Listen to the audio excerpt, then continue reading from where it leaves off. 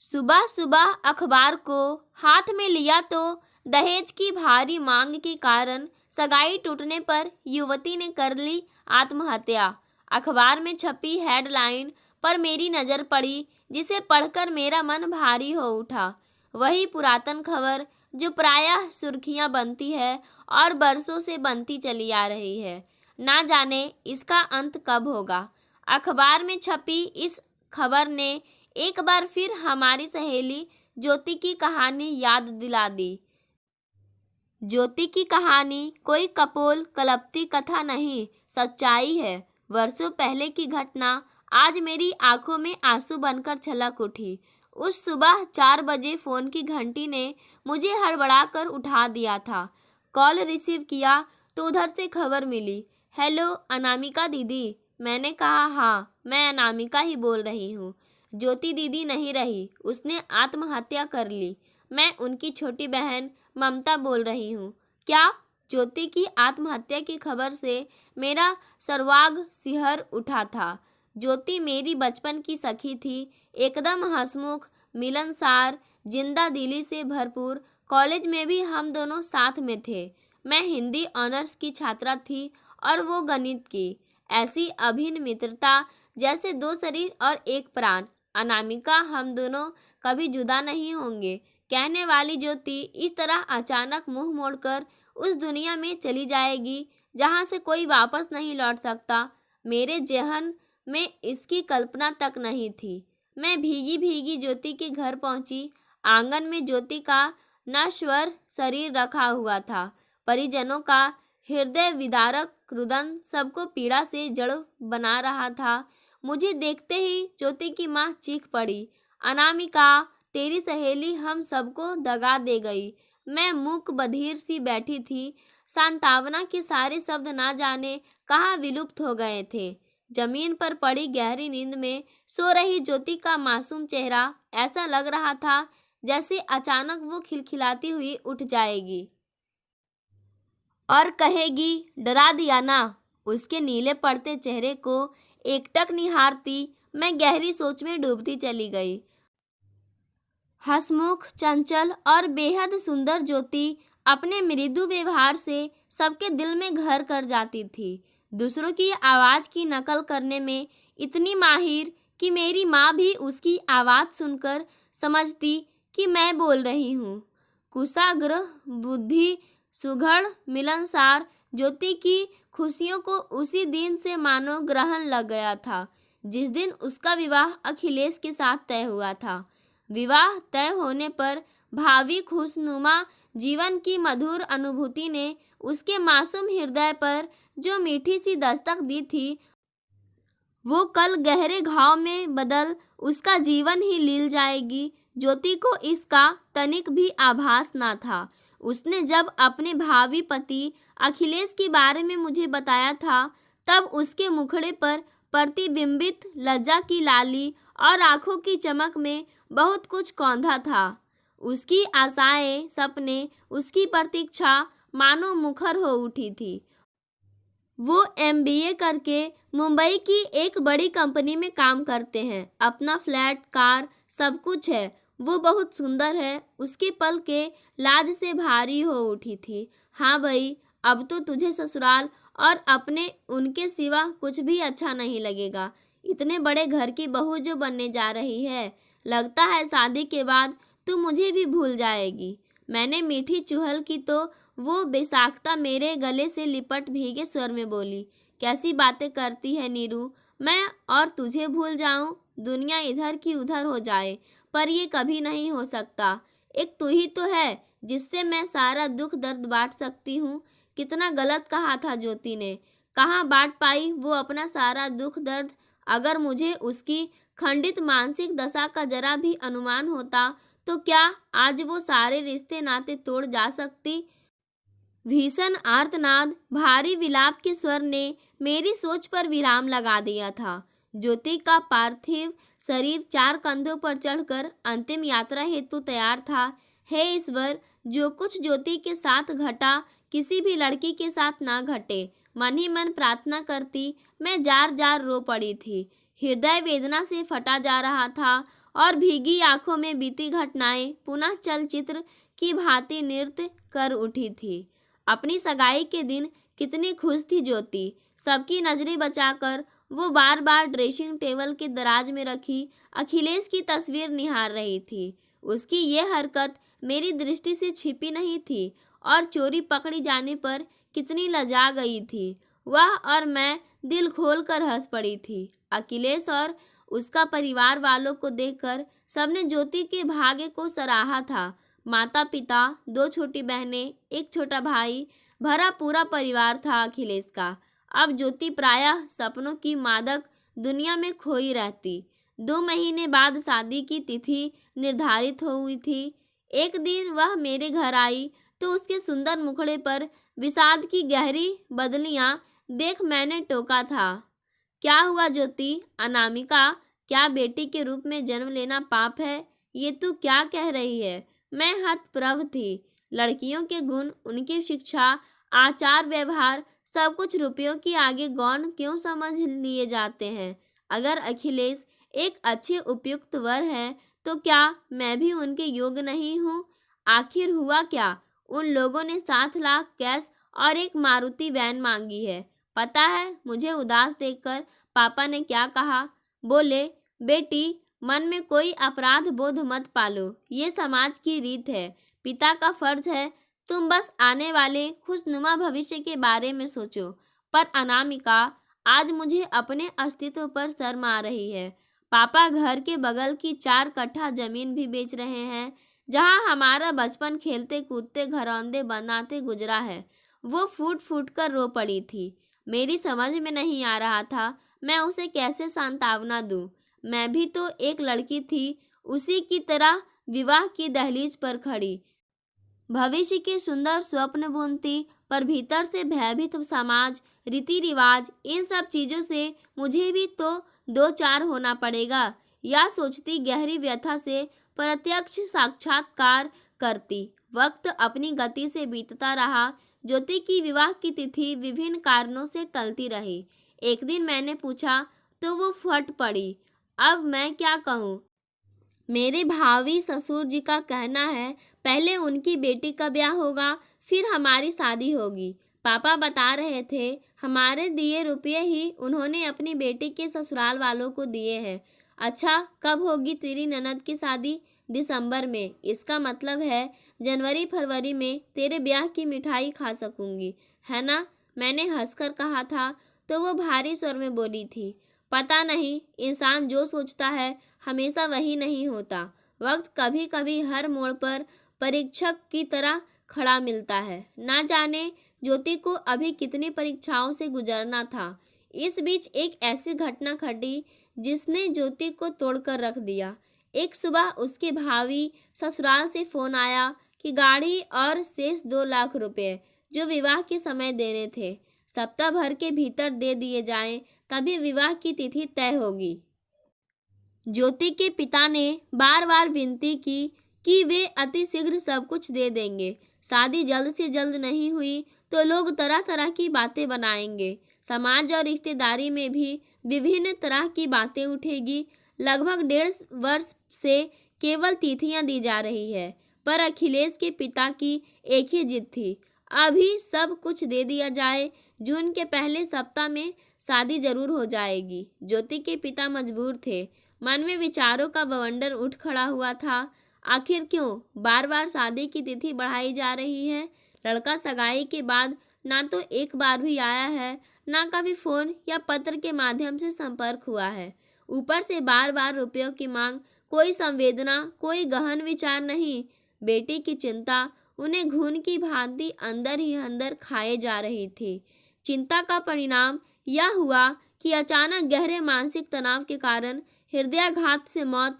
इस घटना से पूरा परिवार शन्न रह गया और पिता की असमय मौत के लिए स्वयं को ही जिम्मेदार मानने वाली ज्योति प्रकटे पंछी की तरह मर्मांतक पीड़ा के अगाध सागर में डूबती चली गई।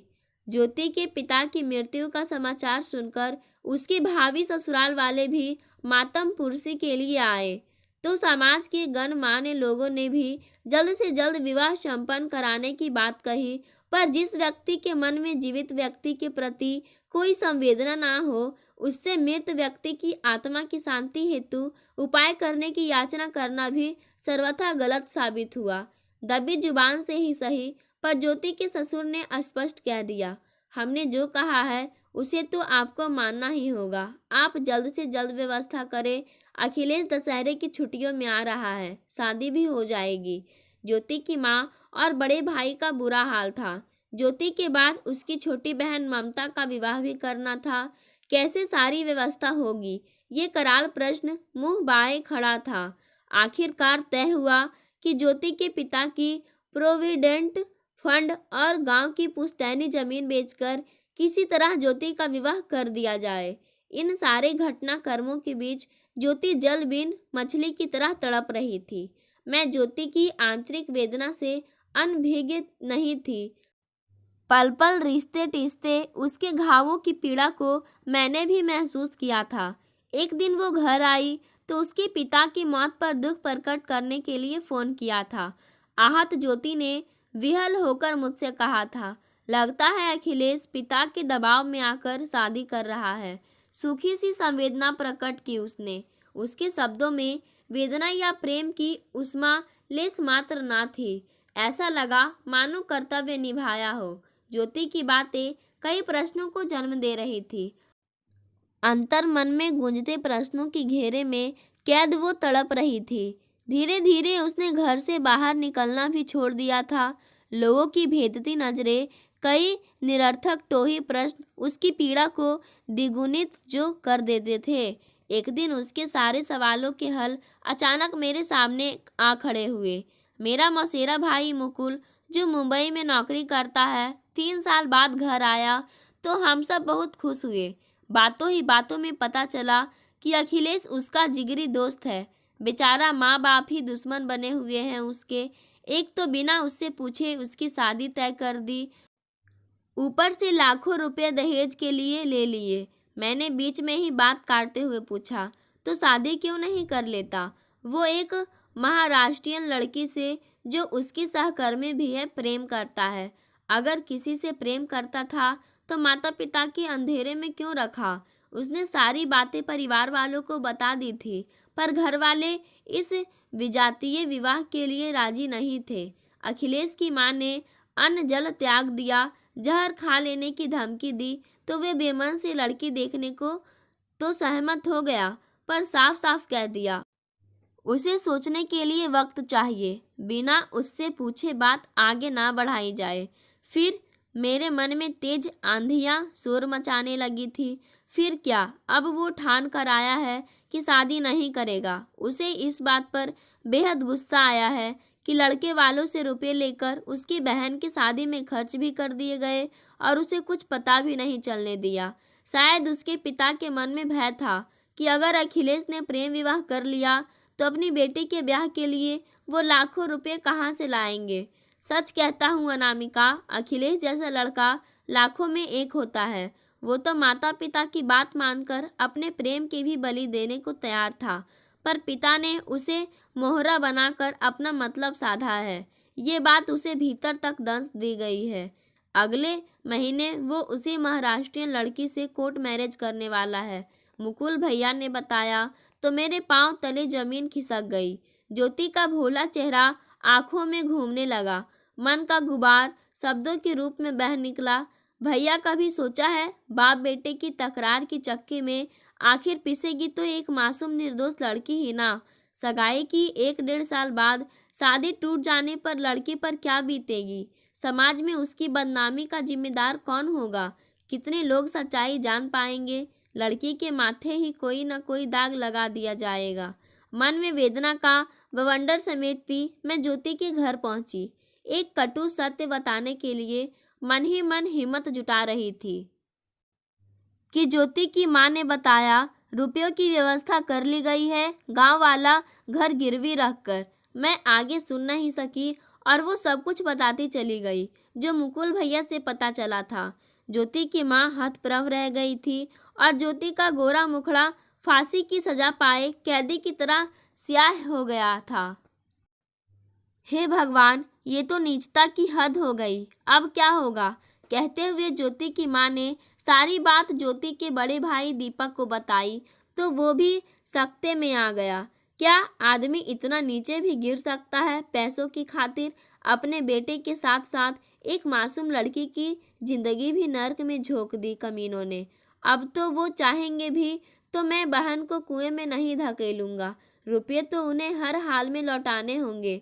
बेटा, जूझ से नहीं, होश से काम लो, ज्योति की माँ ने कहा। होश से ही तो काम कर रहा हूँ माँ, नहीं तो ऐसे पाखंडियों के खिलाफ मैं पुलिस में रिपोर्ट कर देता। पर जानता हूँ पुलिस कचहरी के चक्करों से हमारी ही बदनामी होगी। दीपक ने कहा था। ज्योति, तू दुखी मत हो, ये तो अच्छा हुआ सब कुछ पता चल गया। अगर कहीं दबाव में शादी हो जाती और तुझे तकलीफ झेलने पर मजबूर होना पड़ता तब क्या होता? जहाँ विधि ने लिखा होगा वहाँ विवाह हो जाएगा। माँ समझाने लगी तो चुपचाप ज्योति उठकर भीतर चली गई थी। कुछ दिन बीते। एक दिन पता चला दीपक के बार बार कहने पर भी अखिलेश के पिता ने रुपये वापस नहीं किए थे।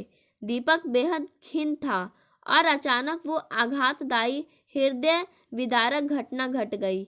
मानसिक परेशानियों का भीषण दबाव सहन कर सकने में असमर्थ ज्योति ने आत्महत्या कर ली। पूरी रात मैं सो नहीं पाई। आंगन में पड़ा ज्योति का मृत शरीर बार बार आंखों में कौंधता रहा। मैं अपने ही आंसुओं के सैलाब में डूबती चली गई। इस घटना के तीसरे ही दिन डाक से एक पत्र मिला। पत्र मेरा नाम था। लिखावट देखकर मैं चौंक पड़ी। ये तो ज्योति की लिखावट है। जल्दी से पत्र खोलकर पढ़ने लगी।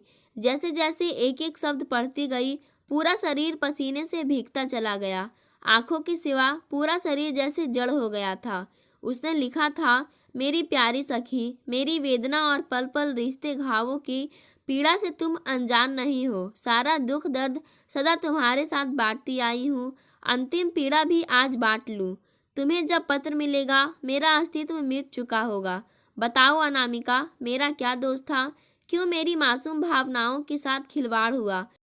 मेरी संवेदनाओं, भावनाओं, सपनों, उमंगों को जघन्य हत्या करने वाले समाज की मुख्य धारा से जुड़े लोग चैन से जी रहे हैं और मैं, जिसके अरमानों का खून हुआ, आत्महत्या पर मजबूर हूँ। आखिर क्यों अनामिका? क्या सिर्फ इसलिए कि एक लड़की की भावनाओं की कद्र आज भी किसी को नहीं है? मैं जानती हूँ मेरे जाने के बाद भी किसी को कोई फर्क नहीं पड़ेगा। मेरा दर्द केवल मेरे स्वजनों का दर्द मात्र बनकर रह जाएगा। ना दहेज प्रथा के खिलाफ आवाज उठेगी, ना बेटी का दर्द कोई समझेगा। समाज की नज़रों में मैं आज आत्महत्या कर रही हूँ, पर मेरी मौत तो उसी दिन हो गई थी जब मेरे विवाह की चिंता में पापा चल बसे थे। अखिलेश ने कितनी आसानी से रिश्ता तोड़ दिया। भैया रुपया वापस पाने के जुगाड़ में लग गए और माँ ने कह दिया, जहाँ लिखा होगा वहाँ विवाह हो जाएगा। पर अनामिका, सब भूल गए। मैं कोई काठ की गुड़िया नहीं, जीती जागती एक स्त्री हूँ। सगाई के बाद अखिलेश के साथ जो नेह बंधन जुड़ा तो मृत्यु पर्यंत कायम रहेगा। स्त्री एक बार ही किसी को अपना हृदय सौंपती है। मैंने भी अखिलेश को पति मानकर सर्वस्व सौंप दिया था। अब कैसे किसी दूसरे के साथ निभा पाती? बोलो। मेरी मौत तो उसी क्षण हो गई थी जब अखिलेश के मन में सगाई के महीनों बाद भी मेरे प्रति कोई स्नेहहीन संवेदना जागृत नहीं हुई थी। ये एक स्त्री का अपमान था ना अनामिका? मैं आहत हूँ। इस गहरे दंश से उबर नहीं पा रही हूँ। अनकही वेदना का भार असहम हो उठा है। इसीलिए कोई उम्मीदें साथ ले जा रही हूँ। पर ईश्वर से प्रार्थना करती हूँ कि मैं फिर लड़की के रूप में ही जन्म लूँ, जिसमें अपने सारे बिखरे ख्वाब सजा सकूँ। पर तब जब समाज से दहेज का कोढ़ मिट जाए, विकसित समाज को ये बदनुमा दाग धुल जाए, फिर कोई लड़की भविष्य के मीठे सपनों का साक्षात्कार करने की तमन्ना लिए मृत्यु के अंधकार की ज्योति ना बने। क्या ऐसा स्वर्णिम समय कभी आएगा? अगर हाँ तो मैं भी आऊँगी, और नहीं तो समझना तुम्हारी ज्योति चली गई। बस अब आखिरी विदा। पत्र पढ़कर मैं संज्ञा शून्य सी बैठी रह गई थी। क्या ऐसा समय कभी आएगा? इन शब्दों की गूंज से मेरी आत्मा छटपटाने लगी थी। वर्षों बीत गए और आज भी ये प्रश्न अंतर मन में गूंज रही है। पाठकों, दहेज समाज के लिए एक कोड है, एक बीमारी है जो समाज से कब खत्म होगा किसी को नहीं पता। आज की कहानी यहीं समाप्त होती है। कहानी के बारे में कोई राय देना चाहते हैं तो कमेंट बॉक्स में ज़रूर बताएं। धन्यवाद।